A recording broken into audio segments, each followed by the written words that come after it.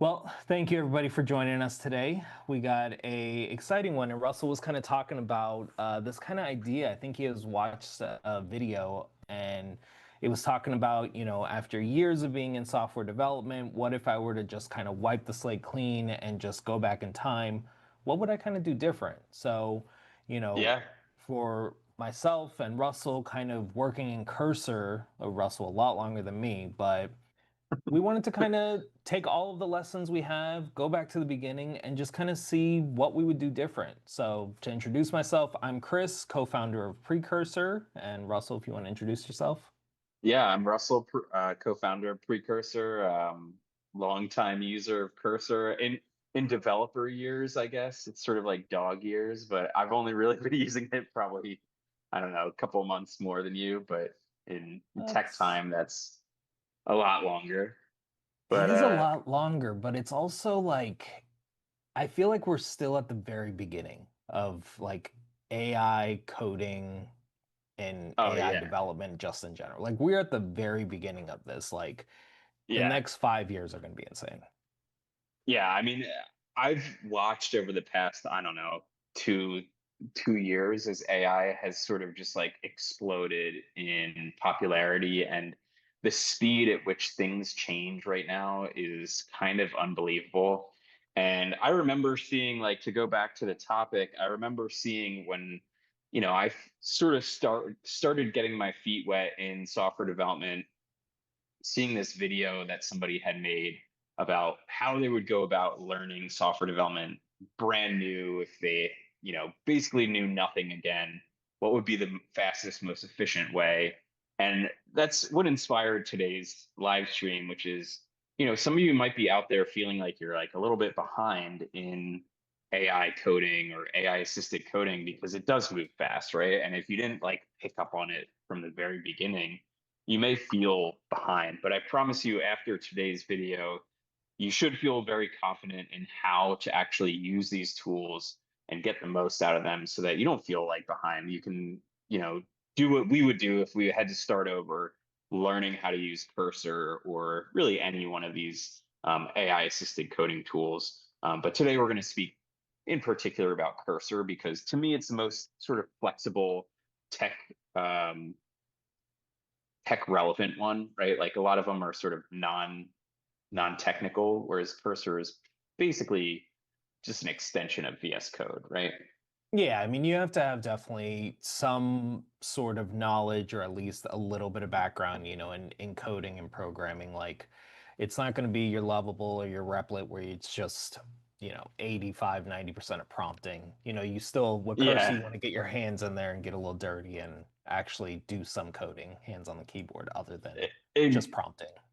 exactly. And then you can really use it just like a non-AI assisted code editor, right? It's Yeah. basically VS Code at its core. So yeah, I think that's the first thing is sort of just understanding what is Cursor? And we've said it a couple of times now, but it's an AI assisted or AI powered code editor.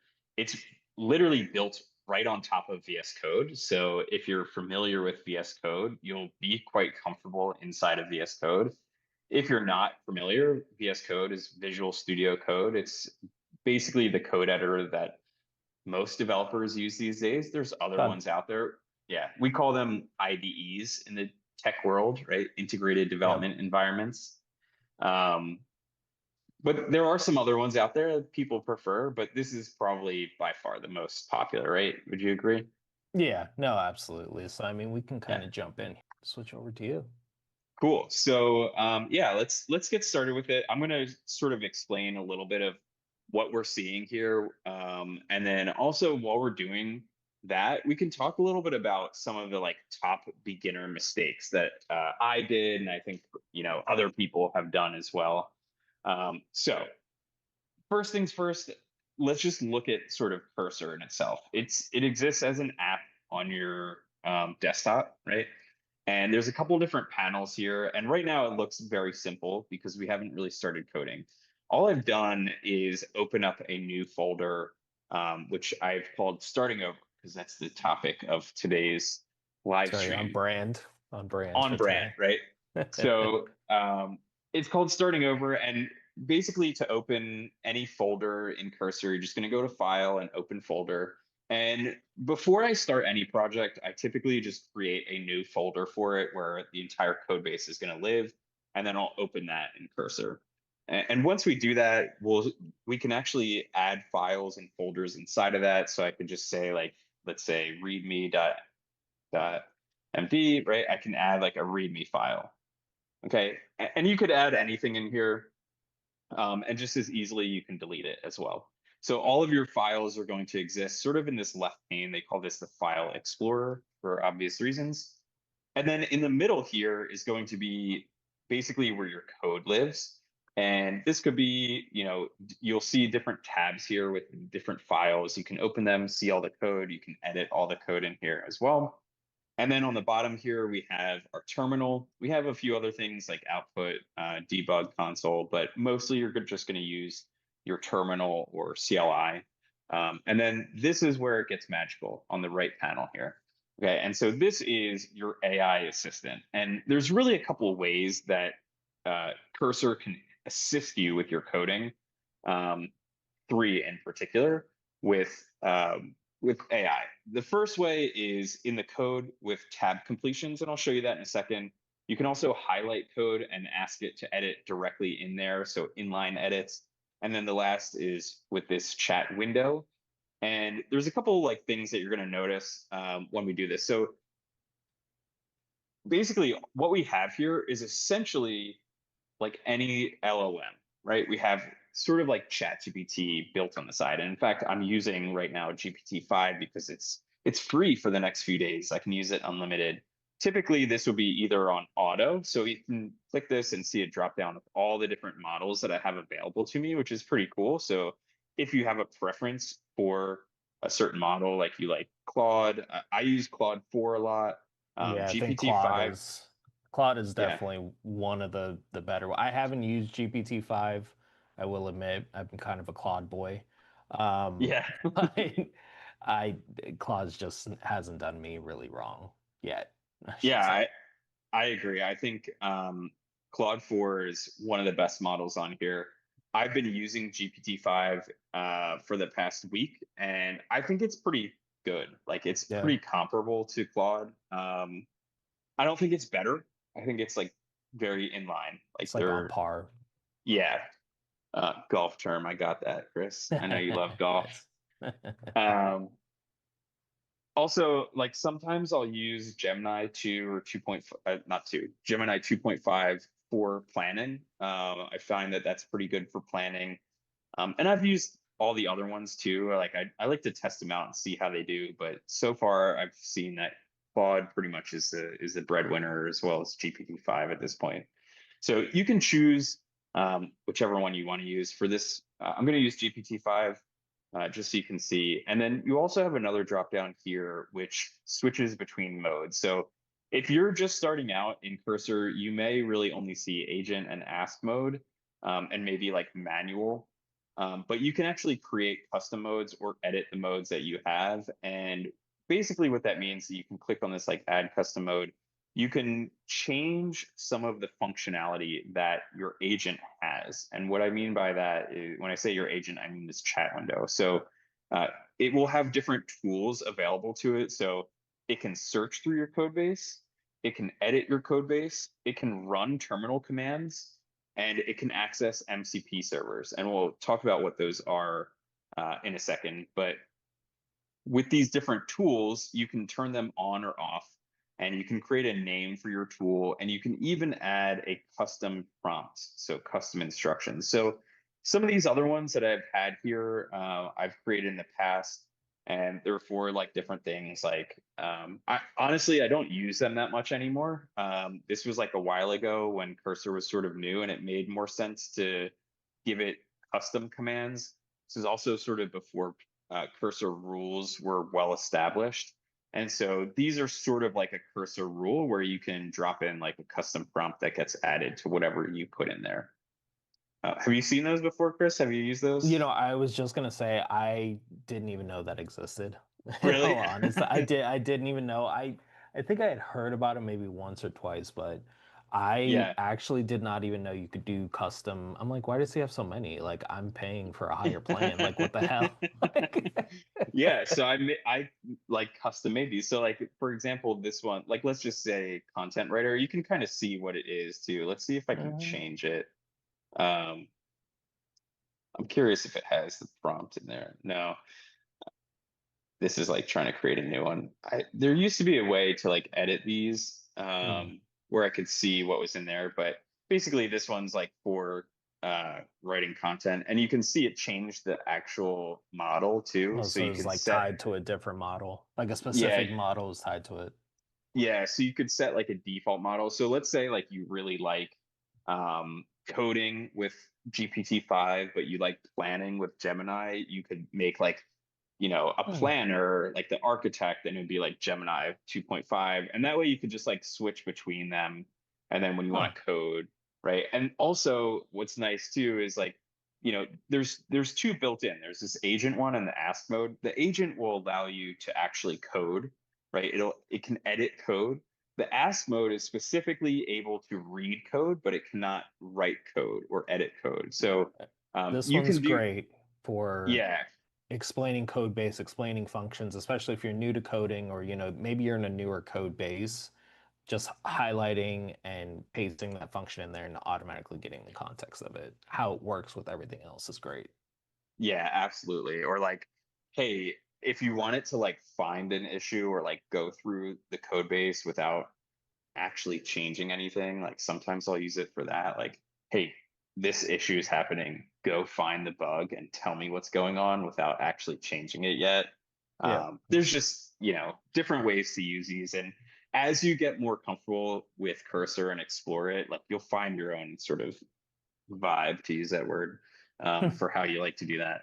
So yeah, typically I stay in agent mode, and you know, usually I'll stay in auto or Claude 4. One thing to be aware of is anytime that you are not in auto mode, you will be using sort of like your credit limit. And once you hit that credit limit, you won't be able to choose a specific model anymore. So Yeah. if you're doing basic tasks like that don't require sort of heavy lifting, I would recommend staying in auto.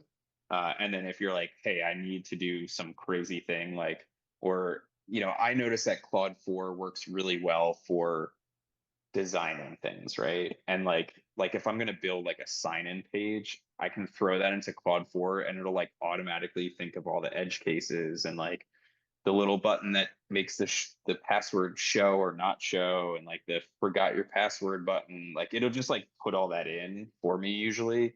Um, but if I'm just doing something like basic, I'll just keep it in auto, and that way I'm not using up credits. That's smart Um, because you yeah. will.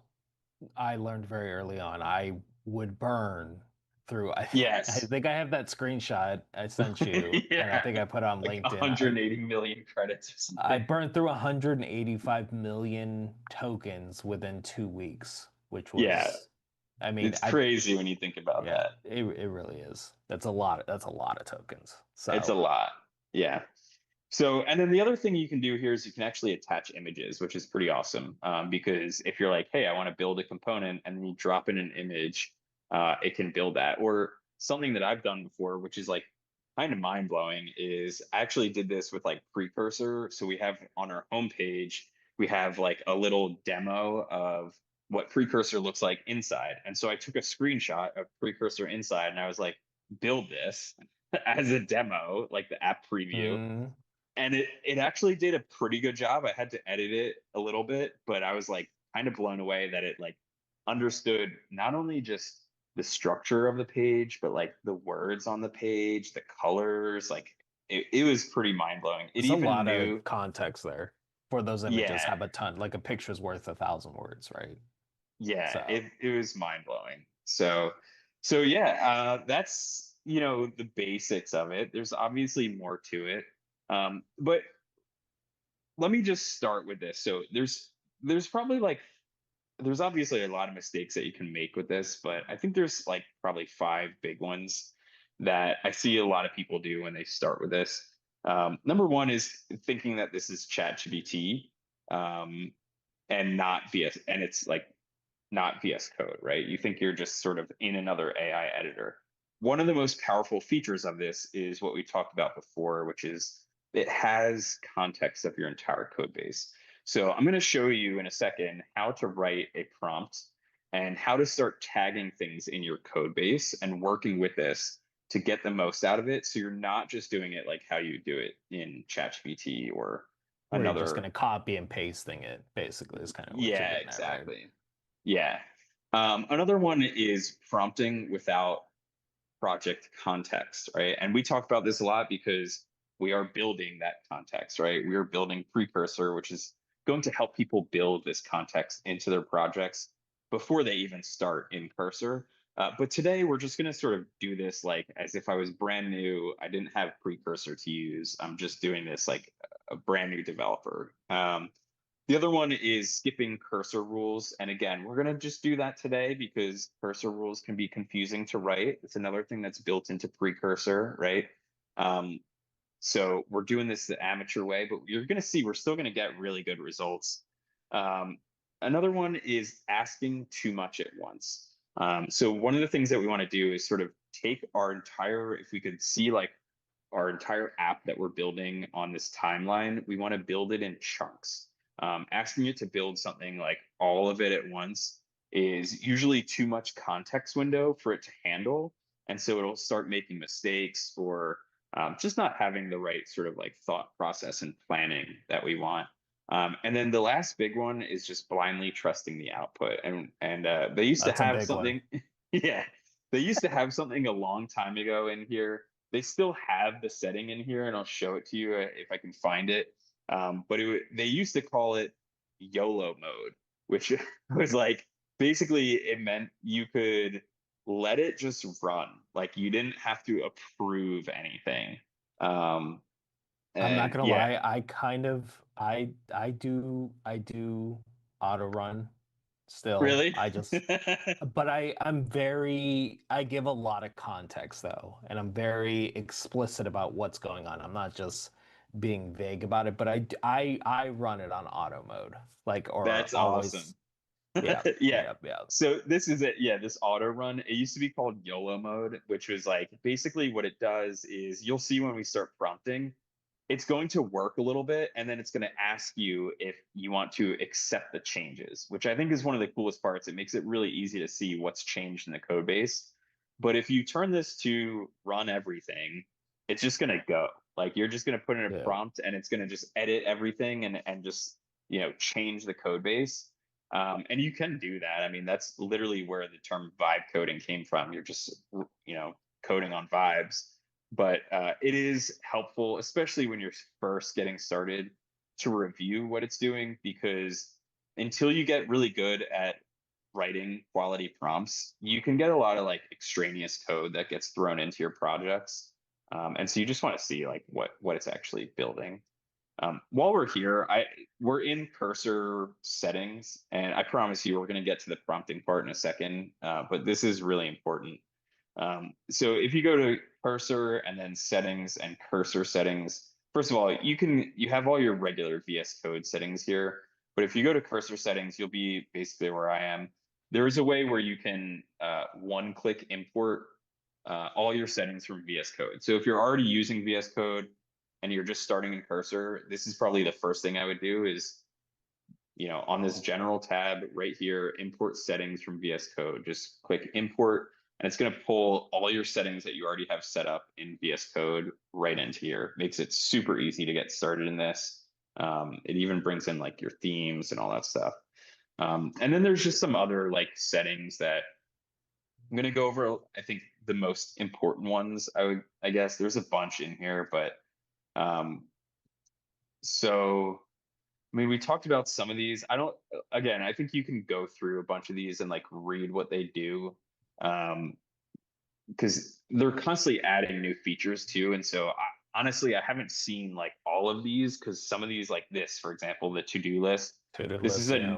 yeah, like this is a newer feature that it's just turned on by default, where it's going to build like a to-do list inside of the chat when you give it a prompt. Um, and if you don't like that, you can turn it off, right? But I think the biggest one for me is the first thing you want to do is look at models. So these are all the models that are available to you.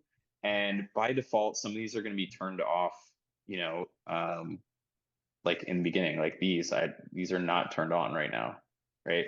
So, and there's a lot of these.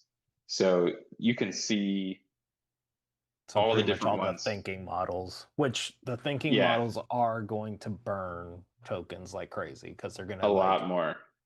iterate Yeah. and loop through. So be mindful about that one. Yeah, so if you see this like little brain next to it, it means it's a thinking model, so it's going to take a lot more tokens. Also, there's max mode, which is like if you don't care about spending money, you can turn on max mode and it'll burn through. It'll use as much context window as it possibly can. You'll get better results, but you're also going to pay a lot for it. So just be Yeah. mindful. You're going to, be using API pricing. So that's not included in the like $20 a month. That's on top of that.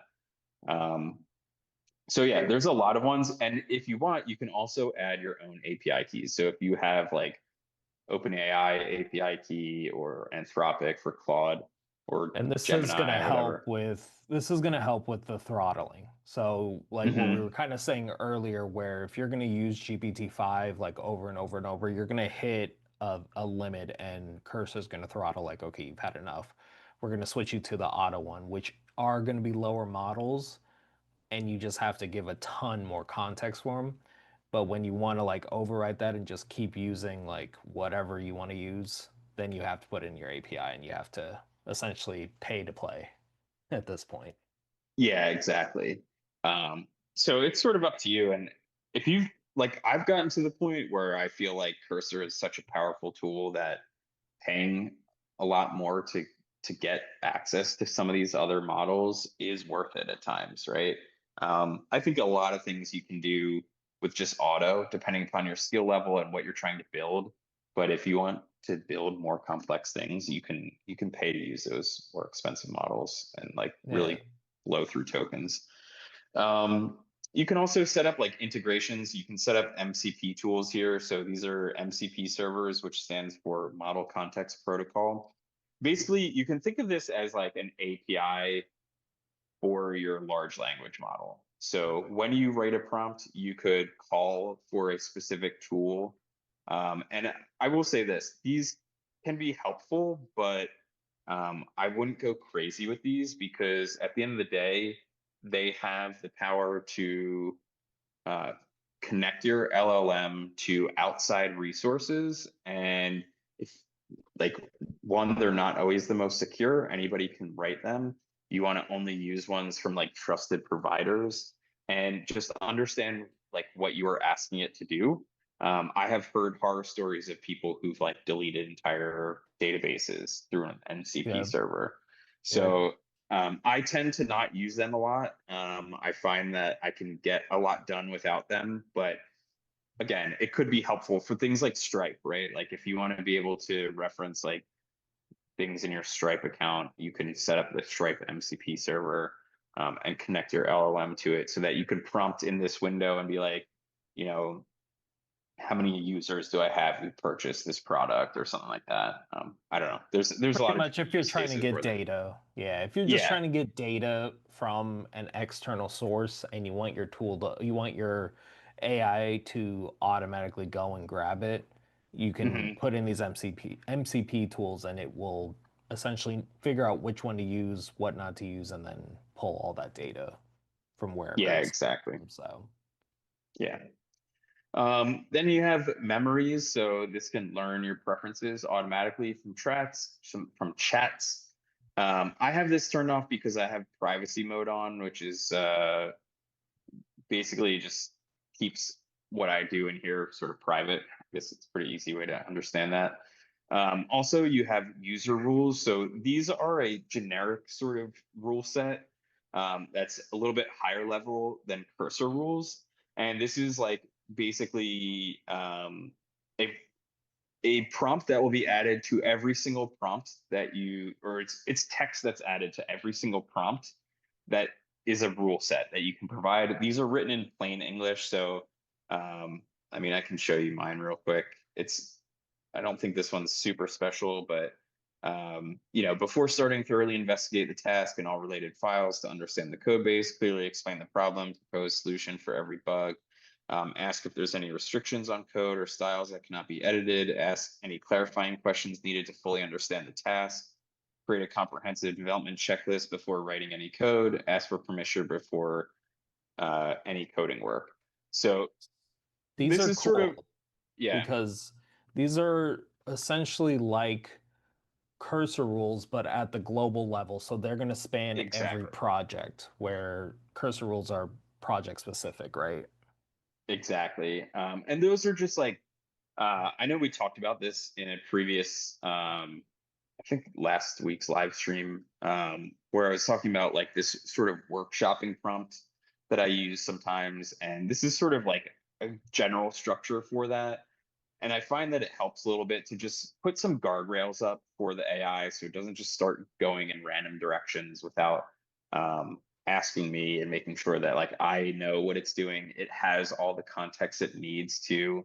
Because a lot of times like we prompt these sort of basic one-shot prompts and we just assume that the AI understands what we mean and A because lot of it's the time it trained, doesn't. yeah, and it's like it's trying to be nice, so it's like I'll just do something and doesn't ask questions. So I want it to ask me questions. I want it to like say, "Hey, you know, what style do you want to use with this?" Or there's two options for how I can do this, or should I install this other library or should I code this on my own? Things like that. So, um, yeah. And then you can also turn on include cursor rules here. And um, this is a cursor rules file, but these are project rules. So you can put these directly in the code base and it'll interpret them as well. This is sort of a legacy thing as well. This dot cursor rules. Now it's like a dot cursor folder and then rules inside of that. But these are project specific rules. The other things in here are, your code base indexing. So Cursor will naturally index your code base over time, like very frequently too. So it understands, what is in your code base. And these are embeddings. So if you've ever used like RAG or anything like that, these are embeddings of your code base. So it's not actually, indexing all of your code base. It just has an understanding of like what's going on in the code base. If at any time you want to re-index it, you can just click sync and it'll re-index.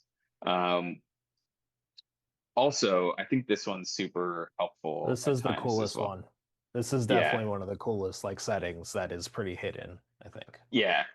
So one of the cool features about Cursor itself is that they have indexed documentation, right? And in a prompt, you can use the @ symbol and you can tag all these different things in here, right? You can tag like your own files, folders, code, but one of them is docs, right? And so they have a ton of docs that you can actually find already. Like I can type in what's like some um let's say like Swift. I'm trying to think of like some obscure sort of documentation that they might have in here that's Uh, preset. Like, I mean, we can just do like or React you or could something. try Stripe. I don't know if they would have Stripe. We've been Yeah, talking about let's Stripe. yeah. Oops, strike. Yeah. So Cursor like indexes a bunch of documentation on their own. So they actually have the official Stripe documentation uh, indexed already, and I can tag that in my file. So if I'm like building something that's Stripe related, like I need you to build a Stripe checkout form or something.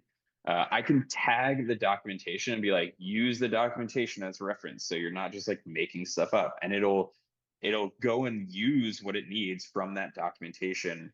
Um, if it's like doesn't know how to do something, right? Because these LLMs don't, they have like a cutoff window, right? So like they're only Right. trained up to a certain amount of information or a certain date, I should say. And so they may not have the latest Stripe documentation. So what you can do is just tag it, right? Because it's indexed as of latest. But another cool thing is if there isn't some documentation that Cursor has already, like for example, Daisy UI is a component library that I use frequently. I like it. It's very simple and you know well built, but it wasn't like it doesn't come loaded into Cursor. So I actually put it in here, and it's very simple. All you do is like add doc. You just drop in the URL of the documentation, and then it's going to index it, and it'll show you the last time it indexed it as well. So this was indexed like a month ago. I can just click this, and it'll start reindexing it, right? And there you go. It just indexed it. So it checked were there any changes, and now I have the latest in there, and I can tag that, right? If I rewrite it, it'll probably show that it's, yeah, see, now it's 8:13. So I can tag that and be like, use this component from Daisy UI. So that's a And it'll be really the nice feature. latest component too, right? Because Exactly. Yeah. it's a lot of things get deprecated over time. Like Yeah. I just ran into this with OpenAI's, I think they're moving from their SDK to a more dot response. Or Mm, I think it's dot response as opposed to like chat completion, which has been like the hmm. thing. And it's actually going to be moved fully deprecated, I think, at the end of next year. But tagging the up-to-date docs, it already understood what the new one is. So, Yeah. Huge time saver too. And like there's so much frustration that comes out of that, of like the LLM has a cutoff, and then you can't really explain to it like you're doing it wrong, right. unless you're like pasting in like how it should be doing it. So this solves a lot of those problems.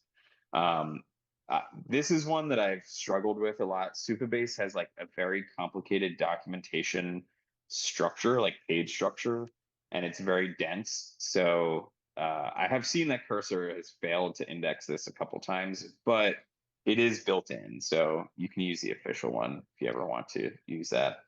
And then besides that, there's really not much else in here. I mean, there's like beta settings, and of course you can see their documentation. I mean, you can go through this and see there's a ton of different features in here. So that would be probably the first thing I would do is sort of go through this, and just understand what's going on with all the settings. After that, you're really off to the races. You can start coding. So I'm going to try an example. Do you have an idea of something you want to build, Chris? So what I was trying to think of, I mean, I think we can keep it simple. We'll just do like a real basic like front end app. But I know one of the Okay. biggest things, and like I would say, like, of course, I mean, at heart, I'm an Angular guy, but I know Next.js kind of rules the world. So we can do a Next.js app, but that's Okay. another lesson that, I kind of learned over time is sometimes you don't want to have AI or Cursor do everything, right? Like, yes, it may Hmm. be nice to just type in, start this project, but also the CLI command is what, maybe 5 words. So Yeah. for You want to do it me, that way? I do like I always will any fresh project, I will always just run the CLI, get my project structure in order, and then I'll bring an AI to come in. I honestly I do that too. So we'll go with that. We'll do create next app, and we'll just walk through, the steps. So is it okay to proceed? Yes. We're gonna do it in this folder. Oh, all right. They changed this a little bit, but let's So just what do you want to build? Let's just say, I saw an interesting idea today, okay. and it's pretty much, how you have different ride sharing apps. You have Uber, you have Mm-hmm. Lyft, you have what is it, Waymo in Cali and stuff. Mm-hmm. Why isn't there one app that kind of like encompasses all of them and ends up being like a Mm, marketplace? And it will that's be smart. up to date, right? I thought that was actually a really cool idea because now you can Yeah, easily like just pick whichever one you want, right? that's a good So idea. it is. Okay. Um, I don't know what you So you want want to to build call that? it. It's a little complex. I was thinking like It's to-do a list app, but I mean, I think we could do the UI of it, right? I think that would be a okay. cool thing to just do the UI. Okay. Um, So how about ride compare? We'll call it. Perfect. All right. Yeah, we'll use TypeScript. Yeah. I'm just going through these quick. Yeah. Turbo pack. All right, so it's gonna start building. It's building inside of here. Um, and I'm gonna open the folder. So you can see this is, a basic Next.js app. We have our app, and I'm gonna pull this open a little bit to the side so we can see, all right, it's all done. And I can do npm run dev, and oh, I got to change into our folder first. And if I reload, there we go. We got our app, Perfect. right? We got our boilerplate. Good. So why don't we do this first thing? I know we talked about cursor rules like uh last week, Mm-hmm. but can we just show, just like add the folder, and I don't know if you want to just create a super simple one that's like make sure to always double check your work or something like that. Right? It doesn't have to be a complex rule, but I just want to kind Yeah. of showcase like the folder structure, adding it in and all that kind of stuff. Yeah. I'm going to do this really quick just because it's easier. I'm going to open us into that folder into ride Yeah. compare now. That way we don't keep getting stuck in that issue that I just had. But yeah, so once we're inside our folder, you see like basically this is our folder structure. We have .next, app, public folder, node modules, pretty basic. And we're going to create a new folder called .cursor. And then inside of here, we're going to have rules. And then inside of here, we can create like what do you want to call this rule? Let's just say self-reflect.mdc. So left, and yeah, it's a .mdc. And so it's pretty cool. Like it automatically sets this up for us. So should we do always Always apply? apply. Yeah, we'll do always apply. So that means every single prompt that you do in the right-hand side now, it is going to pre-prime that prompt with this rule. So it's going to keep pretty much the AI model in check, whatever you're writing in here. Yeah. Remind me what you said so that you want to put in here. So just say before starting any task, um, make sure to get a full context reference of the issue. Something simple. You can Okay. make these as verbose as you kind of want to, but it's good to have smaller chunks, I would say. Like, what's the limit, or not limit, but They the say recommended? 500 lines, I think, is the longest. Okay, yeah. I think, So, yeah. When you cool. do these, do you usually put like a tick mark there, or you just kind of write them, So I've been looking a lot or deeper like, into like system prompts, and yeah. a lot of the LLMs were trained on Markdown, right? So you can Mm, actually use like the hierarchy of like single pound is like, yep, or double pound is like going to be like a subsection, or like single pound is going to be a yeah. header, like Okay. important. Also, things that are very capitalized, they Mm, hold a little bit more weight too. So, which is interesting. interesting. Very cool. Yeah, I guess we'll just keep it like that. And Yeah, let's that's go. really all we have to do. You don't have to like save it or anything. It's in there. So I can close that. So yeah, so we just showed we have I'm gonna I close that server when I switch files, but I'm gonna have that running again so we can see it here. And so now is the the meat and potatoes of AI coding. So let's do this. Like if I was starting over and I really wanted to be like powerful with how I use this, one of the first things I would typically do is build a sort of PRD document, or at least something that gives the AI some sort of context. Would you like to do that, or do you think we should just go Yeah. straight into No, vibes? no, I mean, let's get at least the context document, right? Okay, So, cool. So what I typically do is I will create like a new folder called like dev or development docs. And inside of here, I'm going to put like a prd.md. Okay. And then what I can do is I have this tab open and I can prompt my agent now to build a PRD. So and if you've ever done anything with prompt engineering, you don't you don't have to do this, but it does help to give your AI sort of like a role. Tell it like what it is so that it can kind of reference that part of its brain or its knowledge. So I'm going to do that, and we're going to walk like through this. So you are an expert. What do you want to call it? Like a senior developer, or a Let's say a principal product manager. principal product manager. Your task is to create a comprehensive, oh my God, PRD for a new web app called Ride Compare. Write the PRD in, and then I can tag the file that we have, right? So I'm telling it like where I want it to write this. And I could even say in JSON format. You want to do that? Yeah, yeah. So yeah, I was gonna say we could do it in JSON because that's one thing with Precursor that we've noticed that Markdown files are good, but working with JSON, it's almost more gauged towards AI to utilize it. Like us humans using JSON, we can read through it, but it's not as useful. But the way a Yeah, JSON is very structured, you can pack a ton more context in there. yeah. All right, so here's the basic idea for the app.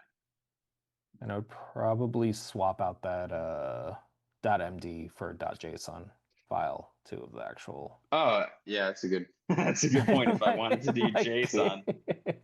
it's a good point. There you go. It's funny because that's how I started doing those was in Markdown, and I know a lot of people do them in Markdown, but Yeah, JSON definitely, it also like slims up the file, like because you don't need a lot of the filler words, and right.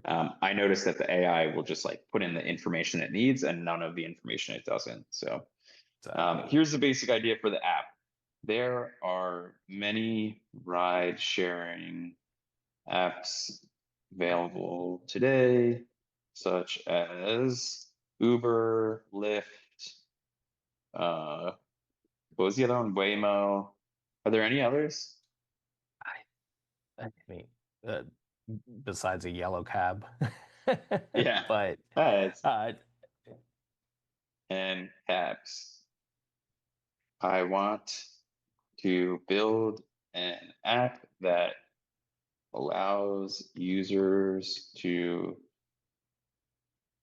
compare pricing and availability so this is the for, context that we're kind of talking about, right? Where you want to be able, like upfront, it's a lot of work, it's a lot of typing. You can even use voice on this too, but you want to be yeah, able to give as much context off the jump, so now you're building a good foundation. yeah. Um,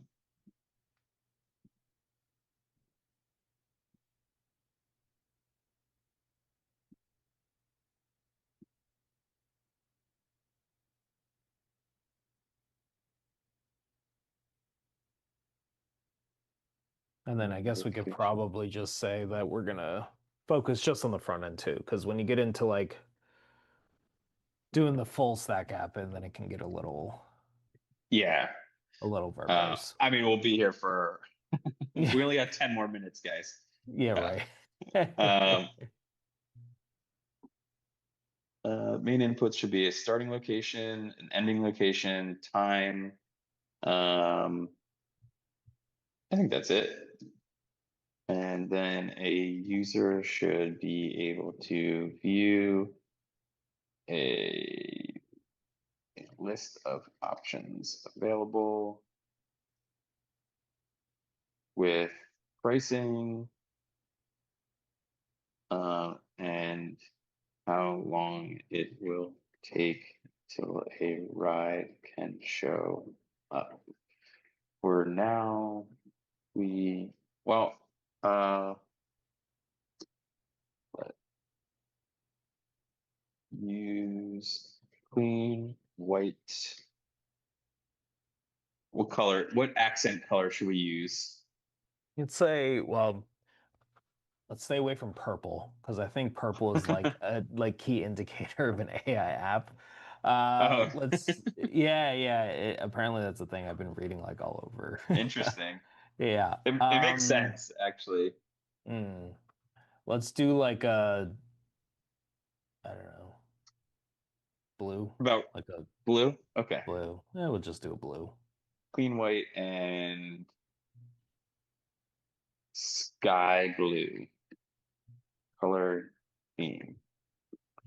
Ask me. So this is another thing, and I know it's in there a little bit in some of our cursor rules and like the general rules, but I just want to make sure that it gets like more information. So ask me any additional clarifying questions you need to build the PRD. Okay, so that's like a good start. I mean, You can always uh, iterate a little bit more if need be on it. yeah, and that's And that's then the idea. Is like it's gonna ask me a little bit more. Yeah, and then with these PRDs, or like you can also create inside of these folders, you can create design docs. So that's where you can go and take a bunch of different screenshots of, Hmm. different applications and then create basically design docs, get color schemes, full style guides, everything like that within these design docs. And that's going to give you that context now that you can use later on. So you're front loading basically all of this context now before you're even coding anything. But then now after you get past this point, it's going to be easy peasy, kind of like just tagging these files, right? Yeah. And I will say this, as I mentioned before, right now I'm using GPT-5, the thinking model. So you can see it's doing a lot of processing, like it thought for 40 seconds, which is a long time in computer terms. Right. Um, you're going to get widely different results based on what models you're using. So if I was using auto mode or like let's say a nano model or mini model, something like that, I'm going to get probably much worse results than if I'm using a full-fledged thinking model that's sitting here and like building this out. I mean, we're sitting here for like quite a few seconds now. Yeah, I mean, it's already Um, been about 2 minutes. yeah, and it's just like kind of working through it, but the output we're going to get is probably a lot higher quality than if I just did like auto mode. And again, it's up to you how you want to use this, and that's I think one of the most powerful features of Cursor is that there's just so much flexibility in it. It's a feature and it's a curse at the same time. It's sort of like React, right? Like React made it's a very unopinionated language. You can basically build in any way you want, but when you first get thrown into building React, you're like, well, how do I break up files? Where do Right. I store components? Like, do I need, like, that was one of the things for me. I was like, do I need a components folder? Why can't I just put everything in like one file, you know? Yep. And Yep. you can, and it'll work, but, um, it might not be ideal for every scenario. So, Well, that's the hard thing, right? Because there isn't a real I don't think there's a real methodology. We kind of talked about like the precursor methodology a little bit, like how to work with these AI models. Like everybody mhm. has kind of an opinion and their kind of style of doing it. Like I guess even with us using the CLI to start your projects, but really making sure to get these context documents for us is the most important thing. Yeah, totally. So we got if you were watching quickly, it basically went through a bunch of thinking and then it saw my user rule that said ask clarifying questions and it sort of stopped itself and then started writing these clarifying questions. So that's one of the like things, it's a guardrail to make sure that we're getting information that I built into this, but you can choose however you want to do that. So it wrote us a bunch of clarifying questions. I'm going to answer some of them, and then for the rest of them, I'm going to say you choose.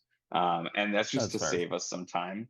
But obviously, you'd want to go through these. I've noticed this recently when using GPT-5 is it does these clarifying questions and it does them as bullet points, which I personally don't like because then you're just sort of writing a big chunk of text. So a lot of times when it does this, I will ask it to like number them, like go back and number them so I can write the number and the answer. But for now, I'm just going to just go with it. So providers are Uber, Lyft. It noticed that I spelled Lyft wrong because Lyft is with a Y and not an I. Um, I think uh, lift is Lyft, right? Oh, yeah, you but I spelt it spelled it Lift. wrong. Ah, I see. Yeah, yeah. Um, taxis via aggregator. Do we need to plan secure official API access? No plan yet.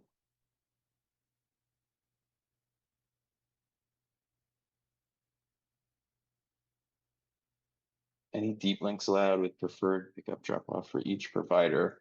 No. Target launch metros. Right. Yeah, so it's really going deep into this. I mean, it's thought through a lot of this, even in terms of like launching and I'm gonna go like for remaining questions, you choose the best option. See how it does. Uh, Probably not ideal, right? Like if I'm actually building something, I want to work through all these questions and give it as much context as possible. But for now, I just want to sort of get to the building part. Yeah, for So sure. we'll see if it can do that, you know.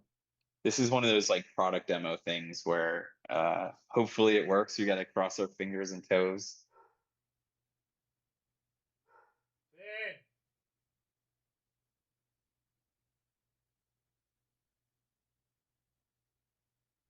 I feel like we should have like background music as it's kind of like Do. Yeah. uh, so duly noted for demos, don't use thinking models. Just Yeah. get to the damn point. I mean, I can switch it No, too I if know. you I'm want. just messing with you. No, I'm just messing with you. I think we'll get better results, and then Oh yeah, maybe for for sure. the actual coding model, I'll just have it go without thinking too much. I'm wondering, all the GPT-5 models are thinking though. That is interesting. Yeah. Yeah. I wonder if the low ones are like faster. Well, I guess high fast, low fast. Yes. So fast priority. Huh. I'm trying to see if it's like context window. I don't know They what all look high the and same, low. right? Yeah. Low reasoning effort. Ah, I see.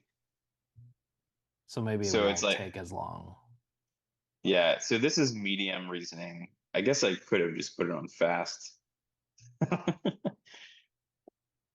I mean, I can stop it if you want. Yeah, I feel like whatever. we're I we're mean, we're in the already there. deep. Well, Yeah. can't you click on what it's doing and you can see what it's doing inside of there, right? Like if you click on the prd.json, no, what Yeah. it the spinning, you can Oh, actually see it, right? well, it's not. Oh, in here. Yeah. No. Right now, Oh, you no. can't. No.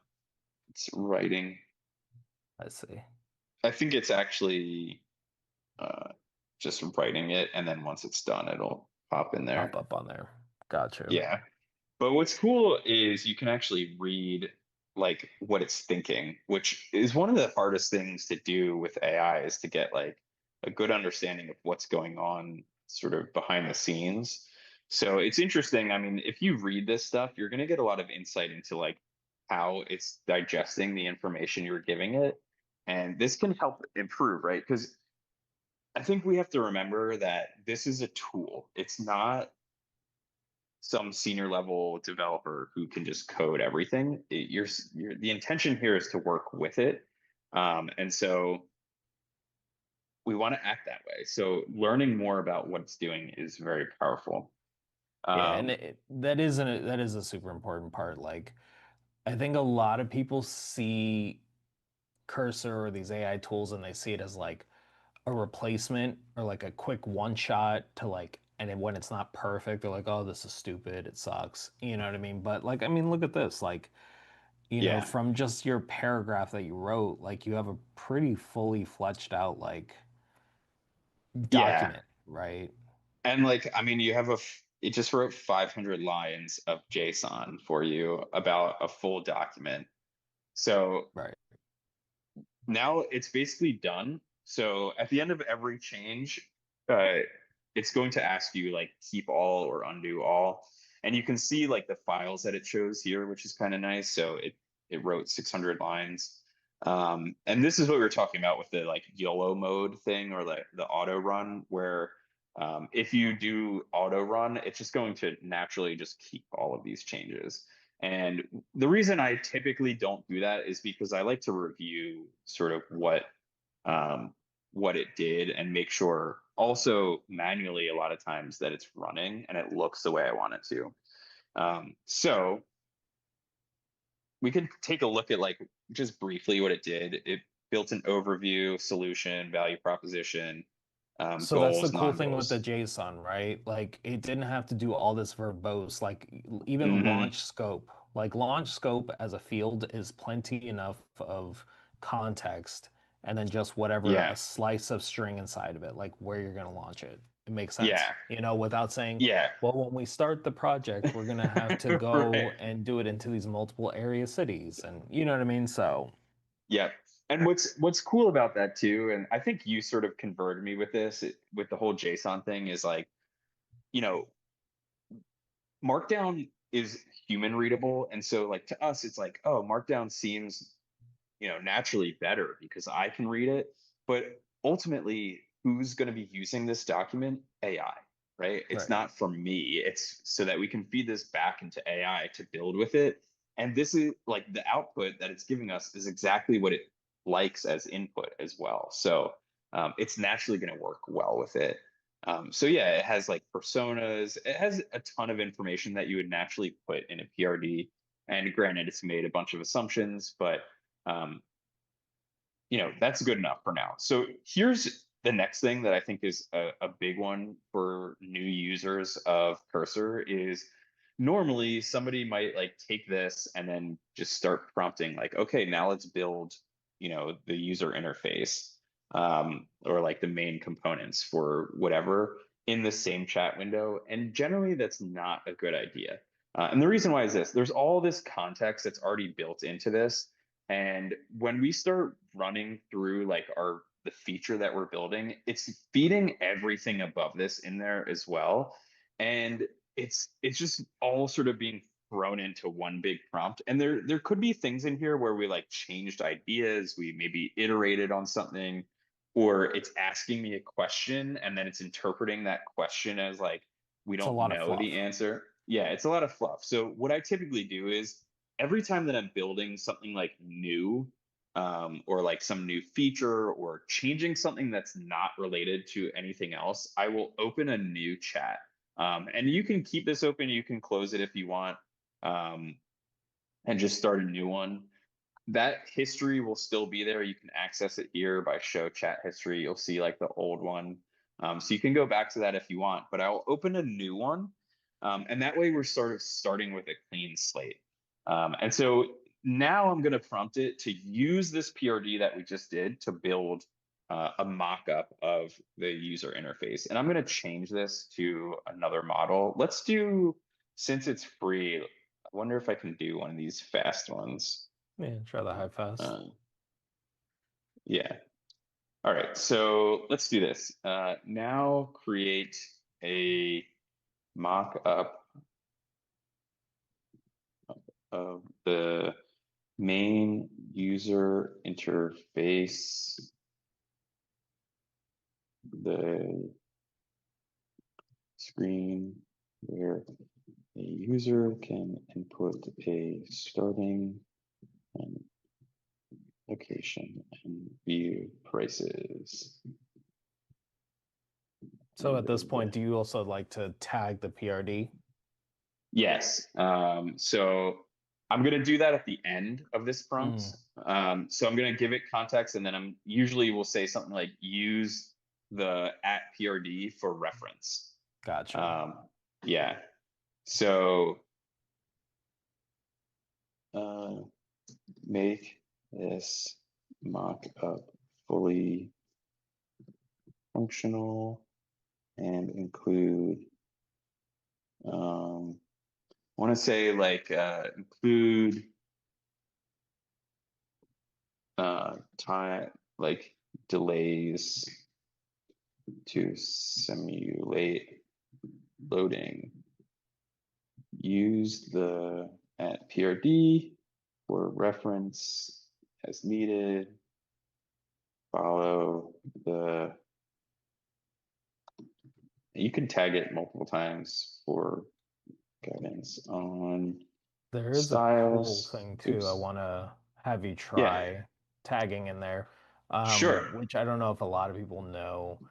So one thing I'll do like with designs, like I really like reactbits.dev. You can Mm-hmm. paste that URL and just be like, hey, use the components. Um, I think you can do, you may have to go and grab the, or do like HTTP, yeah. Um, I think it's .dev, yeah. Um, use like reactbits.dev and make all of the component or use the components from here instead of creating custom ones.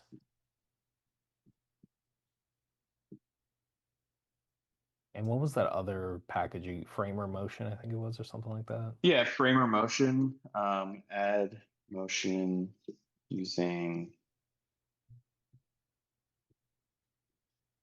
there's, they might not have, I'll just do framer motion. Yeah. It'll understand it. It'll probably install this too, and we'll get a understanding of like how the CLI works in here as well. So we'll see how quick it can do this. Curious to see the fast model. Mm. Thought for 39 seconds. Yeah, it's like we shaved a whole second off. Oh. You never thought we could do that, did you? Yeah, it's a bit faster. Yeah. So it seems. So it should try to install Framer Motion, which is an outside package. Um, we'll see, how that works. 35 seconds.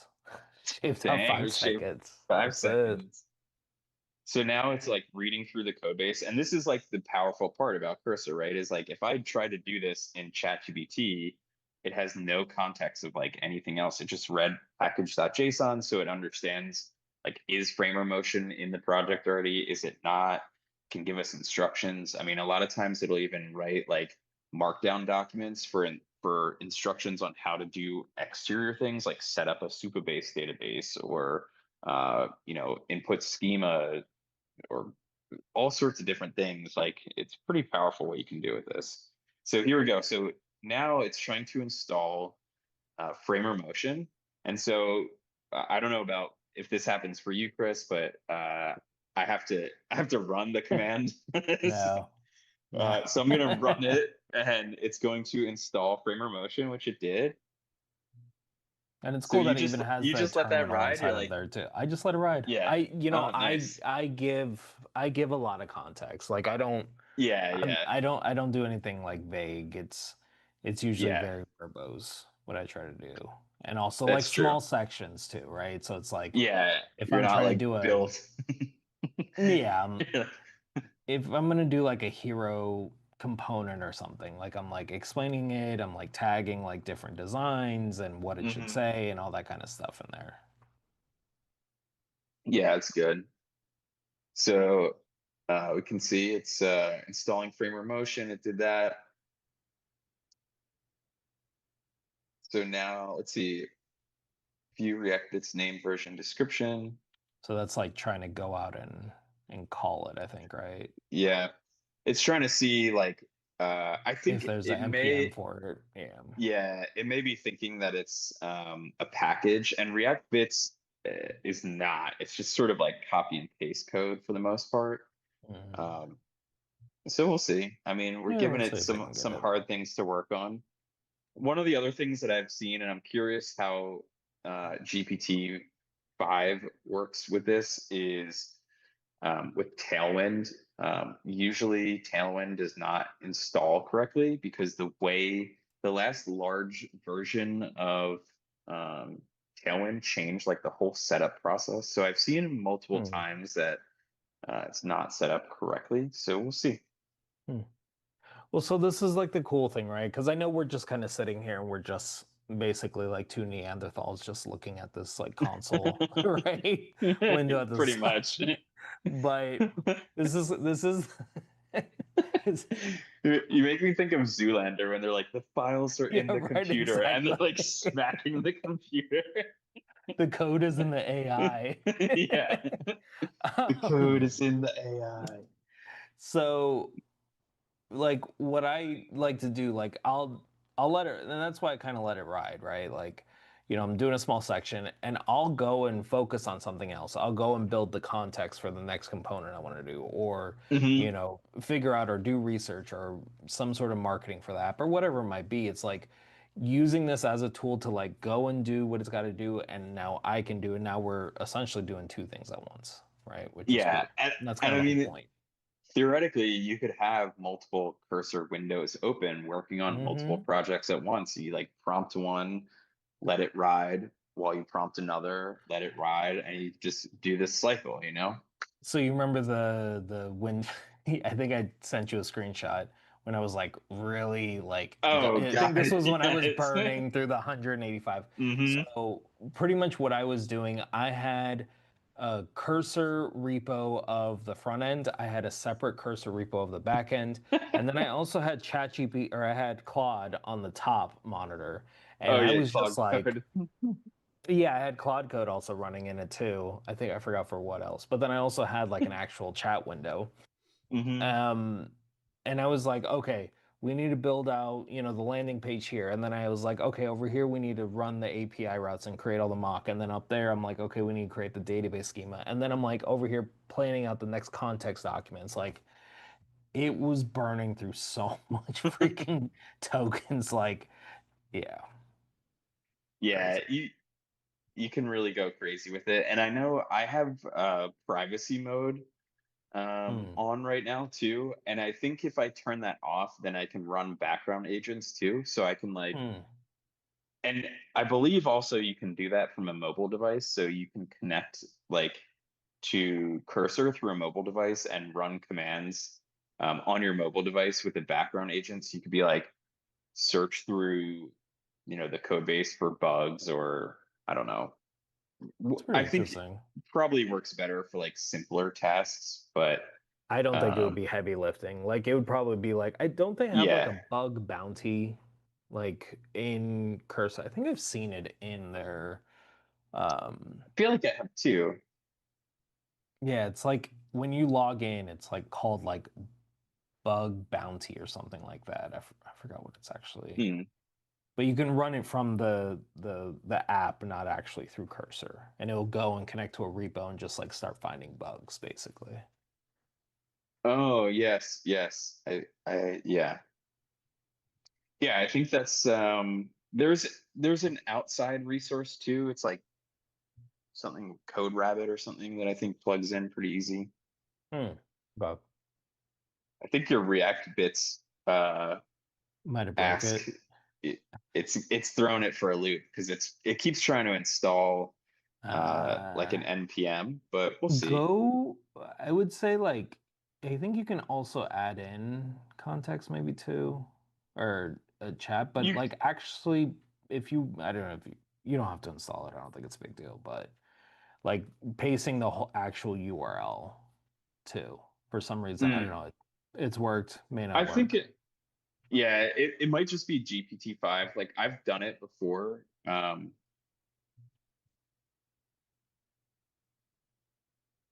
It might be like docs I have to do. Hmm. Uh, I mean, it should just get it, I think. It's funny, it just like shows the top one. Um,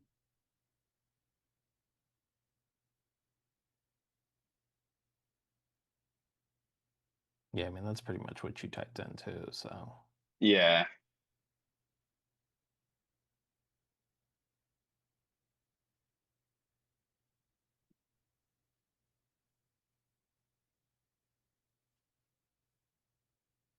It could be, yeah.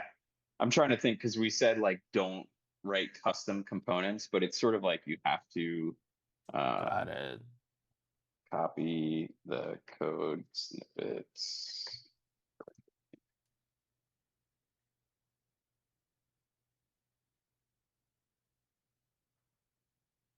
I'm going to, so I just stopped it and I'm going to feed this back in there. See if it can, Yeah, see, I think it found it now. You see it actually hit the React bits animated mhm, UI. Yeah. yeah. Huh. I think it did Interesting. it before too. Yeah, see, it hit it up Oh, it here did. too. Oh, okay. Yeah, but it's just wants to.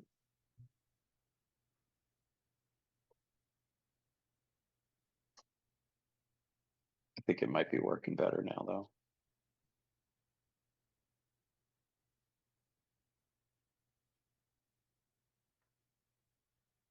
Yeah.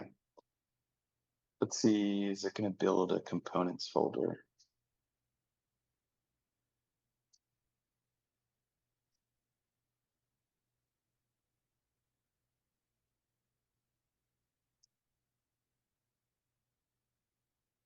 I'm going to be sad tomorrow when there's no more free GPT-5 forever. They should just Is that keep it. ending tomorrow? Yeah, all these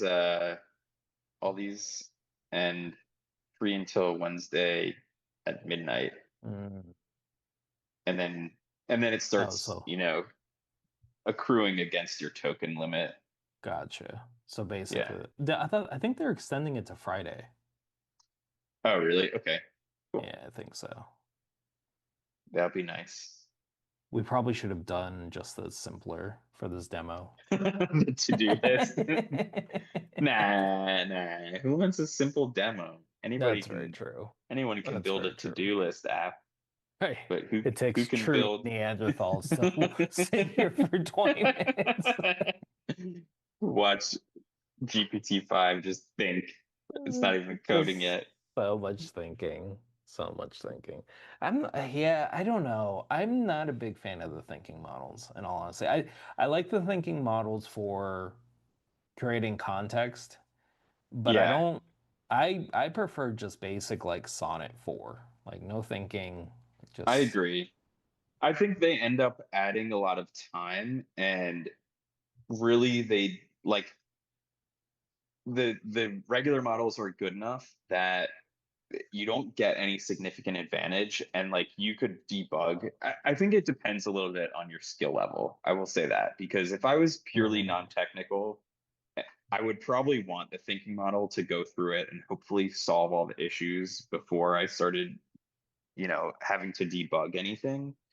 Um, because I think the other ones are just going to like start writing code faster and which would probably lead to more bugs. I think I've That's seen that, true. That's So, true. but I can, in that time saved in waiting for this to think, I could debug what's going on, Right. or even use AI to debug a lot of it.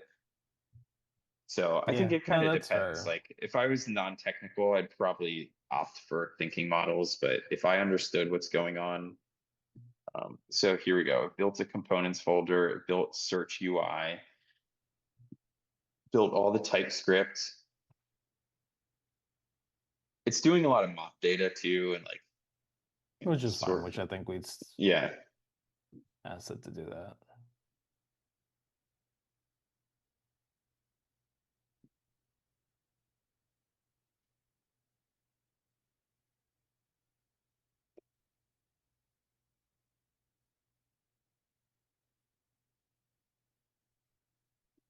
It does take a while though, that's for sure. Maybe it's because everybody's on here trying to get Burning squeezing the through their last juice out of GPT-5. So another thing I guess I should point out too is if you're not familiar with this, so you can see all like the red text and the green text. And what we're looking at here, all the red text is text that will be deleted. And like once I press keep all this red text will be deleted, and all the green is new, code that was written in here that will replace that. And you can see sort of on the sidebar here, like where that where that is, like the new code. It's sort of weird because it's placing it, there's just a lot of code that's being deleted here. But okay, And that was all the so template code, right? yeah, that was all like the boilerplate code. Gotcha. So I just did keep all. Let's see if this even runs. So it's not running right now. SSR false is not allowed with next in server components. So we'll see if this works with just use client. So I just did a tab completion too. I don't know if you noticed that quickly, but it knew what I was trying to do with like use client. Of course, now it doesn't, but it did at first. So we'll see if that works. Yeah. So there we go. So we got ride compare. I mean, I think it could have done a little better with the styles, but maybe it's just like globals. So Looks like is that it got Tailwind in, right? Because I know that was one of yeah, the things yeah, we were yeah. talking about. So it actually was able to actually It install it it, correctly. it did. Yep, it did. Which is pretty cool. The only thing is I asked for just white and whatever, so I guess I could change that. So now it's just white. Right. So let's say New York City. I don't know.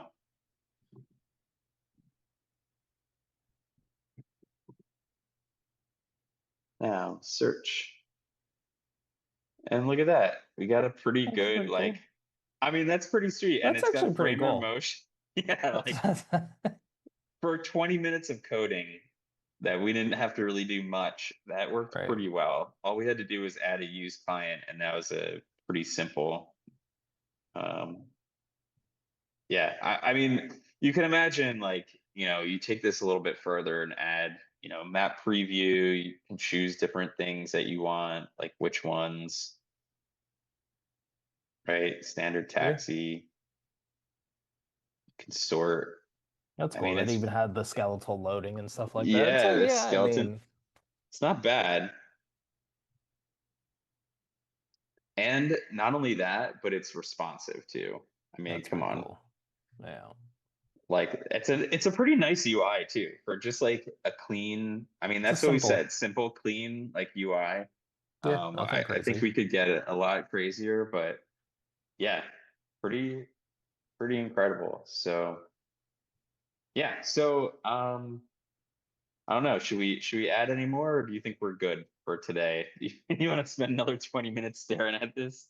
Yeah, I think we're pretty much good for today, honestly. I mean, I'm I don't want to get in too complex of it. Like what we front loaded in one, I mean, basically you use one prompt, right? Where you're just More or like, less. hey, build this one thing, use the context of the thing. So it was more or less maybe two prompts to get to there.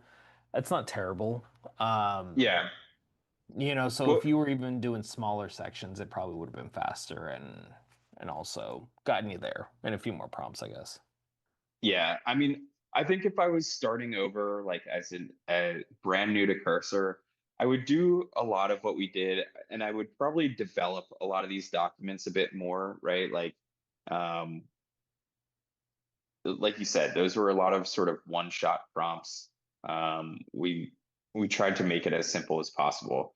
I would do this more structured, as if I was an actual development team, and work through a lot of these documents more. And I think that's our goal with Precursor, right? Especially for non-technical founders, but also, technical founders, people who want to build apps that, maybe you're a software developer, but you want to be able to build an app like Ride Compare where you can make a ton of side income from that. Like that's a huge app, right?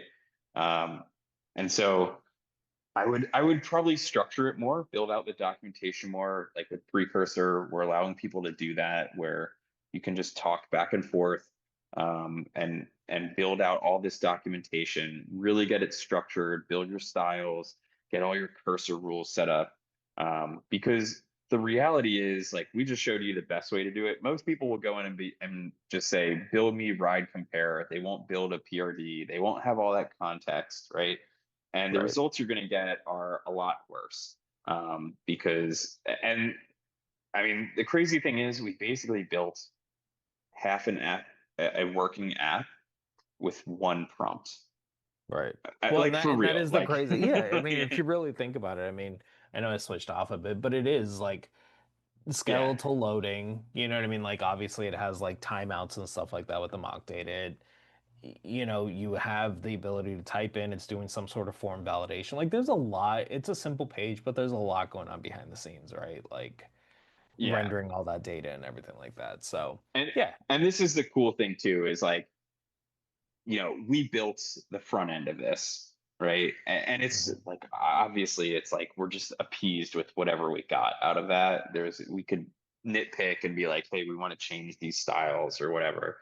But a lot of times, what I've seen happen with myself and with other people who use Cursor is, yeah, that first prompt will create something that kind of works pretty well, but then the next feature they want to add or the next change they make, every single new prompt starts going more towards like spaghetti, right? Yeah. Especially without the context. Yeah. So we start, you start getting to the point where it's like, okay, the AI doesn't like each new chat and each chat window that reaches the context window, start losing some of the information about what we're actually trying to build. And the app starts going in a bunch of different directions. And so I think that's like the number one most important thing is to keep these sort of context documents like the prd.json. There's plenty of other ones that you could potentially build, a style guide, tech architecture, and I'm sure other ones too, right? But they're super helpful because you can keep tagging that in every subsequent prompt, and you continue to have the same exact context over and over loaded in every time that you prompt, instead of having to write all that, right? And I think Yeah. that's what took us a lot of time too, is just writing like that big chunk of data, and just think about how long it took for the AI thinking model to write that prd.json. Could you imagine, Chris, if like you and I sat down and were like, let's write out this prd.json for And this write it in app? JSON too. You know what I mean? Like Yeah. it would take forever. But the more that I really think about these context documents and stuff, and I know we've been like harping on it like this whole like conversation, but I have this like vision of where when you're creating these documents, you're building up all this content, you're building like a context bank essentially. Hmm. It eventually goes even outside of just code. Like you'll be able to now take you're describing your whole application, your product, your startup, whatever it might be. You're breaking it down into a full-fledged like documentation system. So now, as other aspects of AI advance, we've talked about it before where marketing is going to become the next bottleneck, where you Yes. can now build, but now imagine you've built up all this context and documentation about your application. You can now workshop with AI and be like, hey, a marketing agent, like, hey, here's my app. Help me with the SEO. Help me with, you Yeah. know what I mean, like content. Like, take this app context and I need to do a LinkedIn campaign. I need to do a Facebook campaign, whatever it might be, or make YouTube videos out of it. You're Yeah. The context is now like the foundation of all these multiple outlets of actually building something, outside Yeah. of just an Uh, app. I noticed this when we built Renew Pick too, right? Is like we use this methodology to build Renew Pick, and one of the coolest things was before we ever started coding anything, we worked through the like client avatars, similar to what this PRD did. I think it had like a couple that it built, but they weren't really super developed. Um, but like if you work through these avatars of like who is the customer that's going to use this app and what are they going to use it for, why would they use this over other things, like what are their like demographics, right? That not only gets baked right into the code itself, like all the content that's being generated by AI, because remember, AI is just making like vanilla generalized stuff, right? Unless you give it the direction, it's just going to be like, this is for the most generic purpose, right? And so when you build that in, you're getting that baked directly into the code, into exactly what you're building. And then, we're going to make that possible so that then you go to your marketing and your marketing matches the code, right? Like your marketing is already knows what styles your code is using and Yeah. who the client avatar is that you're talking to and where to find these people online or what are their like fears or hopes and dreams, right? Those are the things that sell to people. Um, so yeah, I'm super excited about what we're building and how this is going to change the way that people code. And I hope if you guys, um, are new to Cursor, this was a good tutorial walkthrough of like how we would start again.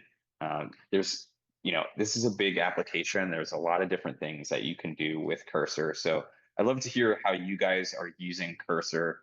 Drop them below in the comments. Let us know what you like if you used any of this stuff or how you use Cursor in a different way. Because I'm always exploring new ways to use Cursor, testing it, and trying to push it to its limits, like we did today. And yeah, so let us know. Yeah, Any absolutely. Yeah. Anything else you wanted to add, Chris? I think we ran a little bit over today, but We it was did. worth it. Yeah. I think so. I think so. We got to I haven't touched GPT-5, so I got to Oh, there you kind go. of touch it, so I got to experience it a little You bit. But got you no, got like 3 more hours to get all you want for exactly. free. Exactly. I think I'm tired. Yeah. No, man, I think that's honestly just thank you everybody else that kind of tuned in. Hopefully this was, super valuable. We're trying to do these live streams every week.